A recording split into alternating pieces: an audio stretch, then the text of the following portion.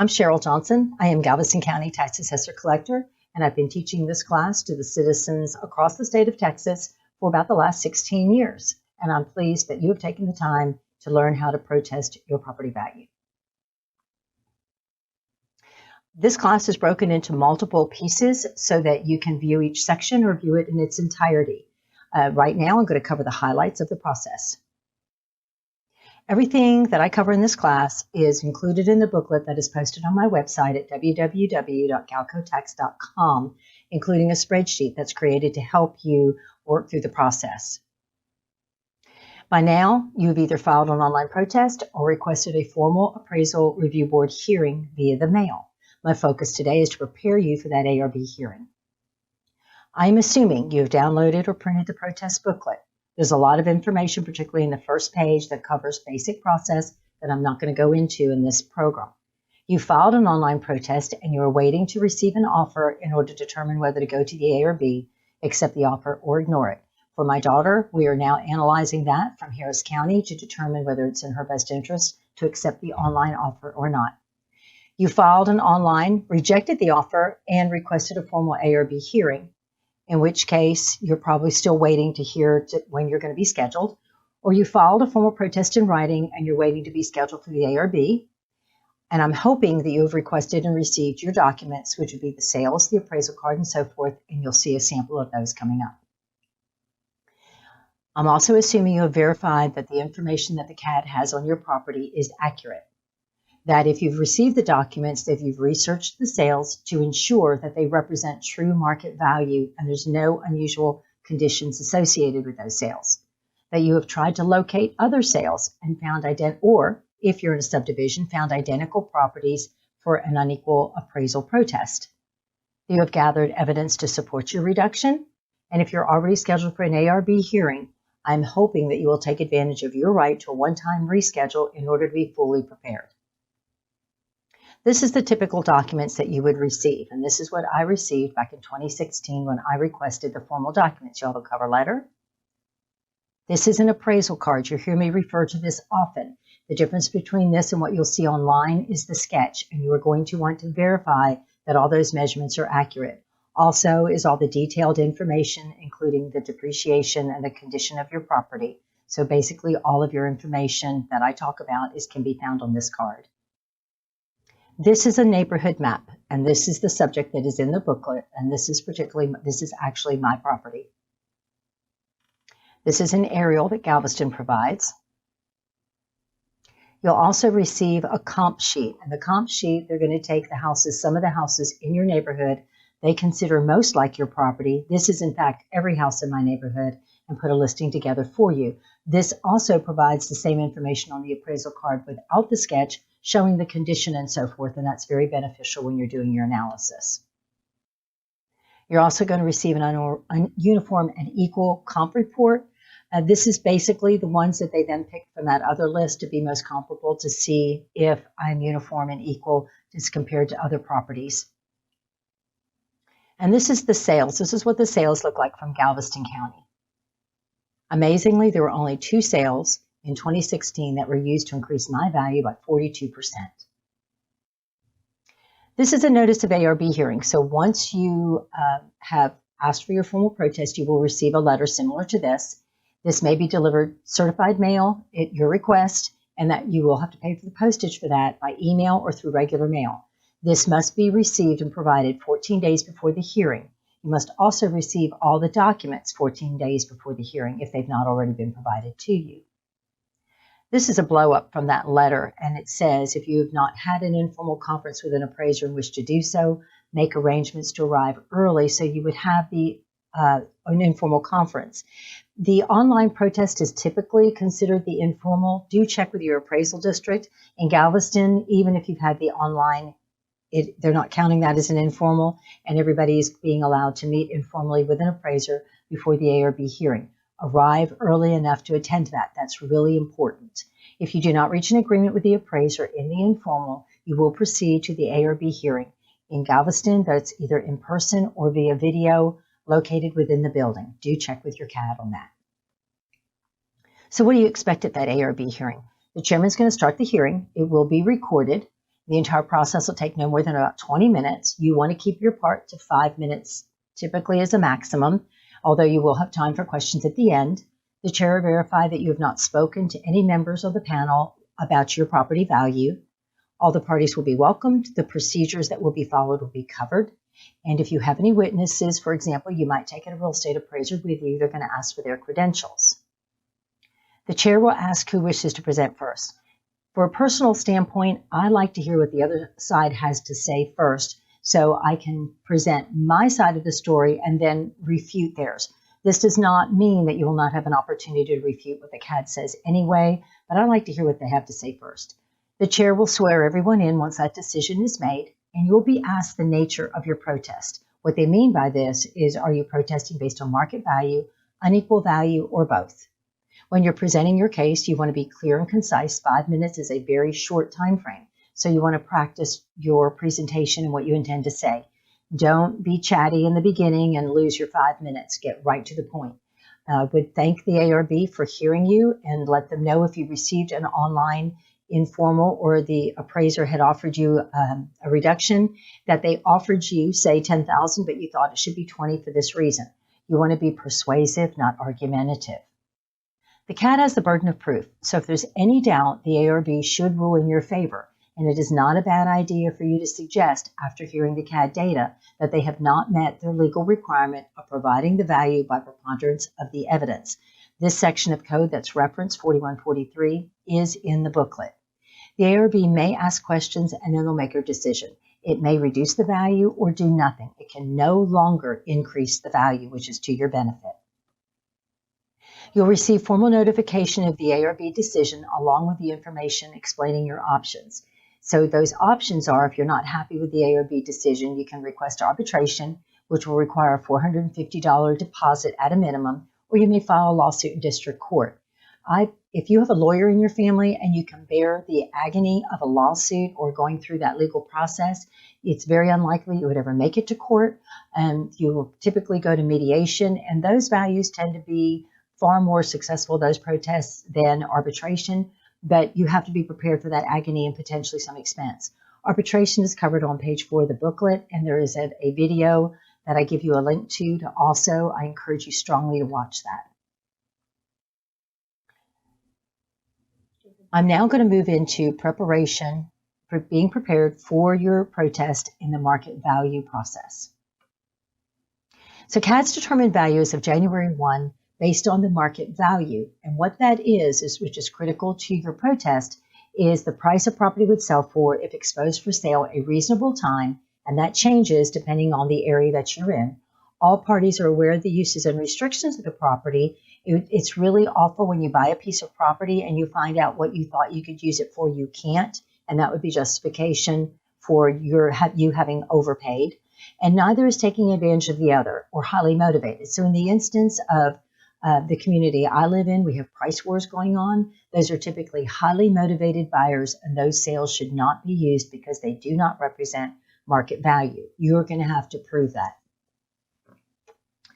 True market value only exists at one point in time on a property, and that's when it's sold under normal market conditions, when the buyer and the seller have a meeting of the minds on what the value is. Until then, it's a value range. When we're selling our properties, they're castles, and as they should be. When it comes to paying taxes, you want to be valued at the very bottom of that range. And quite frankly, if you're not comfortable with saying that you live in a dump when you protest your property values, don't count on successful appeal. You want to be willing to throw your property under the bus and let them know how awful it is. Your evidence package is going to be really important, and you're going to take this to the ARB hearing. You're going to bring 4 copies to give to them. You're going to need one for yourself. And there might be other items you add, but at a minimum, you want to put your appraisal notice in there, your appraisal card, any photographs you have at the property, photographs of needed repairs, and a summary of any bids or receipts that you have showing any expenses you had. You do not have to give them all of your bids and all of your receipts. A plat map showing the sales, listings, and foreclosures. That will be particularly important next year. And if you're taking other sales, you want to take any documentation to validate it. So perhaps if a real estate agent shared that with you, their cover email to show that it was a valid sale. and if you have it, a recent appraisal. Although it must meet the requirements that are specified in the book, the appraisal must be a USPAP approved appraisal. The first thing you're going to know is, what are they comparing you to? CADs define areas to gather sales. They're doing mass appraisal. And this area that they're defining is your neighborhood. So anytime a sale occurs within your neighborhood, those are put into the database, and a statistical analysis is done to increase your value. So they're not picking on you, but there were sales in your neighborhood which caused them to increase your value. Some properties in your neighborhood are more comparable than others, and you want to be prepared to explain why. In my particular property, I live on Clear Creek, and half of the properties in my neighborhood are on the creek and frequently flood, where the properties on the other side of the street do not. So there's benefit to explaining that to the CAD. You maybe have an area where there's a power line running through the back of the property. That would be important to point out to them. You want to be aware of the influences impact value, such as easements, or traffic, or crime, or drainage or flooding issues. In Galveston County, plat maps and neighborhood maps are available on the website and probably in your county as well. The plat map is the black and white, and the neighborhood map is the colored one. In the neighborhood map, in this instance, I can only be compared to properties in that pink or purple area. The ARB chairman will ask, what's the nature of your protest? What does that mean? Are you protesting because of incorrect market value, meaning the CAD had bad data or comps? There's repairs or renovations that are needed to bring your property up to market standards, and we'll talk about that in a minute. Or are you protesting for unequal appraisal, or are you protesting for both? If you say both, you must prove both. If you're protesting for market value, you're going to focus on three types of depreciation. Physical is wear and tear on the property. So anything that's wrong, if you have a foundation problem, you want to bring photographs of that and an estimate of the repair. Economic is when you're in an area where there's a lot of foreclosures or excessive properties for sale. This will likely occur next year rather than this year. Remember, your value is determined as of January 1st, so the economic conditions happening today are not going to affect you this year. Functional means that you have overbuilt your property or you have a poor floor plan. You want to determine the cost to cure that. For example, if you added on a room to your house and you now have to go from one room through it to the addition that you've done, that is a functional floor plan deficiency, and the cost to cure that would be, what would it cost you to add a hallway and doors to access both different rooms? If repairs are needed, you want to include photos and repair estimates. If you need to bring your property up to market standards, you want to use information found on properties for sale or recently sold and create a side-by-side comparison. So I'm going to show you one. So the CAD used when my house was sold, one of the sales, as you see on the left, the very nice living room is the sale that they were trying to compare to my living room on the right. As you can see, there's a stone focus wall. There is an excessive amount of wood trim. The windows are very nicely detailed, a lot of exposed beams, the tile, and where my house, nothing wrong with it, but it is obviously not the same quality of construction as the sale that they were using. And here's the kitchen, and this is a great difference between them. The sale had a very large kitchen with granite countertops, an island with a Genair range, an event hood, double wall ovens, multiple sinks, and particularly that granite countertop added a lot. Now there's oversized appliances in there as well, but that's what I would call minimally an upscale kitchen. And when you look at my property, there's nothing wrong with that kitchen, but it is a drop range. It's not built in. There's no Genair. Very basic, functional, but basic, and there's not a bit of granite in this kitchen. And here's the master bath in the middle of the pictures of the sale that they tried to compare me to. As you can see, they have expensive casement windows. Again, they're framed, trimmed out. They have a jacuzzi tub with jets, and you can see the shower is fully tiled with glass enclosure. And you don't see the commode, which, as you can see on my property, in homes today, they're tending to put those into closets, and mine is not. So I have a prefab shower and a standard tub. Vast difference between these two bathrooms. So how am I going to show them what the cost is to bring my property up to the properties they're comparing me to? In the booklet, you'll find a website, homewise.com, And this is a great method of obtaining estimates of renovations and repairs in order to bring your property up to the standard. So if you click on projects, I was looking at kitchen remodeling, so I clicked on upscale kitchen remodeling.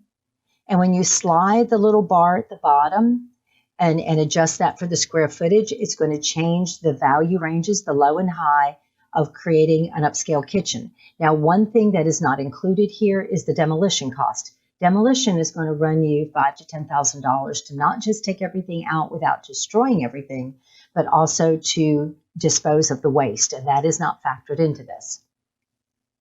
Then we want to look at the upscale bathroom remodeling.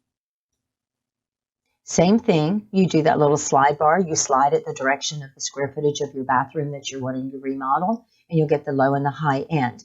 Just screenshotting these as well as those photographs, great evidence for the ARB.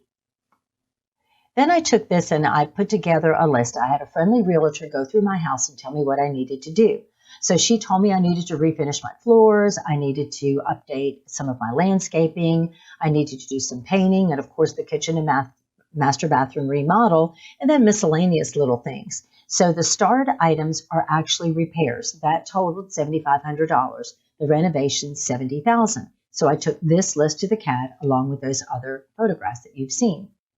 The appraiser applied the repairs to depreciation, and I'm going to show you a calculator here in just a moment to determine what that total percentage of depreciation is on my property. Then they took those other items and realized that the classification code of my property was too high, and they lowered it. In the booklet, I believe on page 7 or 8, you will see classification codes, and that is the greatest determination of what the price per square foot is of your property. So this is the depreciation calculator. This is included in the spreadsheet. So you enter the cost of the repairs and just your improvement value, not your land value, and the spreadsheet will calculate your actual depreciation. What the CADs do is they don't use the 6% depreciation. They say, what is the percent good of the property? Now we're going to discuss an unequal value protest. In an unequal value protest, you're trying to determine whether your property is out of line on a price per square foot when compared to similar properties in the neighborhood. And so you can use all the properties on your street. What I like to look for if you're in a subdivision are identical houses, because when a builder comes in and develops an area, they build the same house again and again. They just flip the garage. They just flip the floor plan, but they're identical houses. You want to locate those. You want to take pictures of them, and then you're going to research them and adjust the value using the protest worksheet. This is a neighborhood that I use. All of those colors are a subdivision called the Forest of Friendswood. Now, I did not need to stick to my specific neighborhood. I could go anywhere in the subdivision, although there might be some adjustments I have to make for age. But the goal was to find identical houses. So I've decided to pick this 409 Meadow Run, where the star is determine whether that one is overvalued. And as you can see in looking at these, they might be flipped. The Meadow Court and the Meadow Bend properties are flipped. They're just the opposite, but they're the identical house. Different color brick, different landscaping, but that is it. But you can see there's somewhat of a range in value here. So is my house $384,000? Is it $381,000, or is it closer to the $390,000? So I went to the CAD website, which I'm going to show you Galveston in just a moment, and I listed the differences in the property. The 302 Meadow Court has a pool. It has a smaller garage and a similar lot size. 305 Meadow Court has a large pool, an identical breezeway, a somewhat smaller garage, but it has a much larger lot. 401 Meadow Bend has a pool and a smaller garage and a very similar but smaller lot. So using the protest worksheet, and the instructions are in the spreadsheet in the middle of the booklet as well as in the spreadsheet, but you're going to take that information and you're going to enter it into the worksheet. All of the information used in this example of improvements listing, the improvements listing is both in the book and in the spreadsheet, was obtained in less than 10 minutes online. So although it looks like a great deal of work, it was not that hard. I simply looked up each one of these properties and then pulled all that information from the Galveston appraisal website. Your appraisal district has the same information. So this is the home page. And when you click on those different bars, the values, the improvement building, and the land, all the details of the property come up. So the information from the CAD website, property page at the right, was used to complete the improvements listing.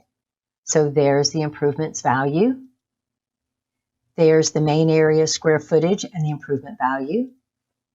There's the lot square footage and the value of the lot. The classification code, which I talked about earlier, and you can see all of these are exactly the same. The effective age or the year built. And then the other improvements, all the detail. Now, the other properties had a secondary improvement. One of them had a third improvement. So you would just click on other improvements to find the other improvements. Each one of these sections includes the improvements specific to those things that are showing. So I took all the information from the improvements listing and entered it into the protest worksheet.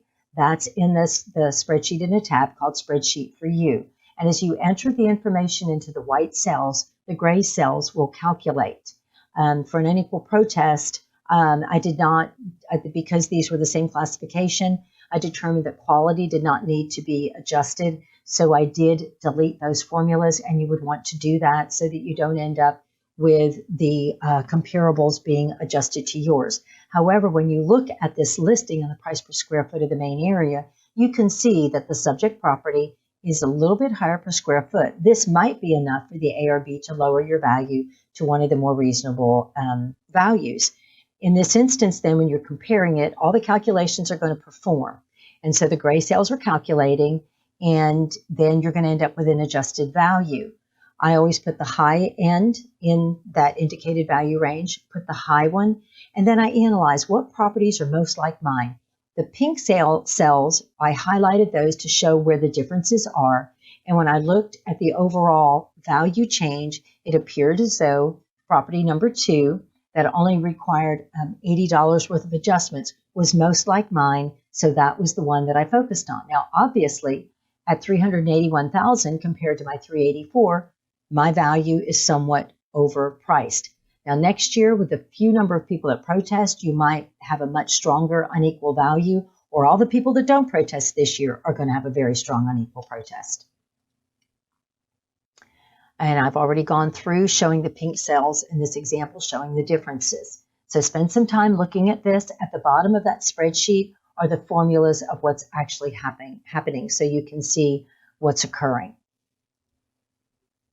The improvements listing is a tool. You're not going to want to necessarily give that to the appraisal district. You want to have it handy. It's a great tool to evaluate the differences when you're sitting down with the CAD and the ARB. And it also gives you a better picture into your property.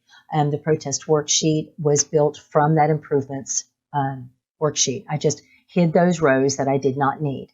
And so same thing, I started with 11 sales. This was not the same sample that you just looked at. But in the comparable of my property, I had 11 different properties that I used, and I decided which ones had the most common elements to my property, and I highlighted those in yellow in order to determine what of the 11 to use. Only the properties considered to be comparable were included in the plat map and were used in the improvements listing that I include in the packet along with that analysis. So these are the final documents that you could include in the packet. Of course, the plat map, you want to show where those properties are. Now, I had told you I live on the creek, so you can see the boundaries of those properties that are very uneven. Those are the properties that front on Clear Creek. When you look at property number 7 and 8, they have no flood issues whatsoever. So definitely those properties are always going to be higher than the ones than those of us who have a flood condition. But in addition to these items, the plat map, the improvements listing, and that protest worksheet, you want to take that appraisal card, photos of your property, of the sales, and list of repairs and renovations. Now, in the analysis that's in the book, in the middle of that book, these were all the properties. So this shows why I did not use the ones that were not included. So I would take this as a tool to the CAD in order, if they say, well, what about the neighbor beside you, which is number 2? Well, that property required $317,000 worth of adjustment. And each one of these other ones required too many adjustments. Now, if you unhide the cells in the spreadsheet, you'll see the details on these, and then you can logically see why I did not use these. Now I'm going to discuss what to do if you're not happy with the ARB when they make your determination. So your options, if you're not happy with the ARB decision, is to file for arbitration or to file a lawsuit. Lawsuits rarely go to court, but it could be costly. Now, if you're lucky enough to have a lawyer in the family or you are a lawyer, this is a good option. You just pay the court costs, which could be less than the cost of arbitration. You're going to end up in mediation. So you will rarely go to court because the CAD's not going to want to spend that money and they will settle with you.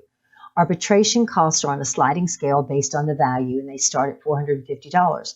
That's pretty expensive for a lot of people to spend to go to arbitration. So you want to analyze the difference between the ARB offer or the offer that they're making, that they have made, or in the online protest. Is the amount of money you're going to save going to be more or less than this? Don't spend money that you're not going to save. But in arbitration, an unbiased third party will hear your case in a neutral location. So you're not going to be under the roof of the CAD. So this is always to your favor. And they're typically real estate professionals. These are highly trained professionals that are going to listen well and they don't have a horse in the race. So they're going to really listen to all the details that you have. Should the arbitrator's value be at least $1 closer to your opinion of what the value is, so you want to be reasonable, than what the ARB's determination is, you will be refunded all but the $50 administrative fee, and the CAD will pay the balance. Definitely read the information in the handout on the ARBs. About the only thing good that I can say about going to the ARB, going to arbitration, and going to a court of law is these formal processes will prevent your property from increasing next year without clear and convincing evidence in the possession of the CAD. So it's not likely that you'll have to go through this next year. The Comptroller's website has a great resource, Beginning Arbitration for Beginners. This is included, the web link is included on page 4 in the booklet. What are your other options? At any point in time, you can hire a property tax consultant. And you might want to do that if you're going to the ARB and you are uncomfortable with that. Definitely take a consultant or take a friend who's a real estate agent or a lawyer with you if you decide to proceed to arbitration if you've never done it before. Do understand if you hire a property tax consultant, they're going to charge you a percentage of your savings rather than typically a flat fee. But the longer you wait, the harder it's going to be to find one who's available. In my booklet, I include a listing of ones in my area, the Houston, Galveston area, and that all I did was Google property tax consultants and allow the computer to search my location and came up with that list. So you're going to want to do that. If you're unhappy with the way you're treated by the ARB, you want to report that to the taxpayer liaison officer. This is a position that was created by statute to resolve customer disputes. Now, they're not going to necessarily get into value. They're more concerned with process. But any complaints that are received by them are reported to the CAD board. The ARB members can be removed by the CAD board or the state district administrative judge who appoints them for bias or misbehavior. And so it will be important if you have a problem with the ARB, if they were extraordinarily biased, if they were rude to you, to report them. We want those people removed. After the ARB hearing, you will be asked to complete an ARB survey. Please do this. Without you completing this survey, the legislature has no idea what your opinion is of this process. And I will tell you the questions are very biased to be in the favor of the ARB. So be very brutally honest if you felt like you were rushed, if you felt like the odds were stacked against you, if you did not like that it was held in the CAD offices. That is important information to make sure the legislature sees. They only see this report once a year. If you have a concern regarding the CAD or an employee, you want to report it immediately to the chief appraiser or the deputy chief appraiser. You, after all, pay their salaries, and it's not appropriate for you to be treated badly. You want to write a letter or an email to the taxpayer liaison with a copy to the board chairman and the chief appraiser, and include your local elected officials to ensure that it gets the proper respect and attention. Mark Twain said the only difference between a taxman and a taxidermist is the taxidermist leaves the skin. Not every tax assessor collector has to be the bad guy. So although I am you people when you receive a bill from me in October, I am not you people during this process, and we are here for you. I hope you have an opinion that this tax man is better than the taxidermist stripping you of your skin. For those of you curious about how the homestead appraisal cap works, the first year you have your homestead, January 1st, will establish your value. And the way the 10% appraisal cap works, it doesn't prevent your value from increasing. It's going to reduce the amount that you're taxed from year to year. It does not stop your value from increasing. So, for example, I had mentioned my property went up 42%. So I got my property lowered by about 30%, but my taxes still went up that year because it was more than the 10% appraisal cap. So if your value went up from 2019 in this example from 300,000 to 400,000, you were taxed on the 300,000 last year. You'll be taxed on an additional 10% of the 300,000 this year, or 330, and so forth and so on. The following year, 10% of the 330, until you get to the full value of the 400,000 by 2023. You'll hear a lot of people talking about benefits of lowering the appraisal cap. If this was a 5% cap, it would take twice as long for these values to increase. So that is something that we're working on legislatively. If you have any questions about anything that you saw, my email address is on the back of that booklet. Feel comfortable emailing me. I do monitor my email 24/7, and I will get back to you as quickly as I can. Thank you.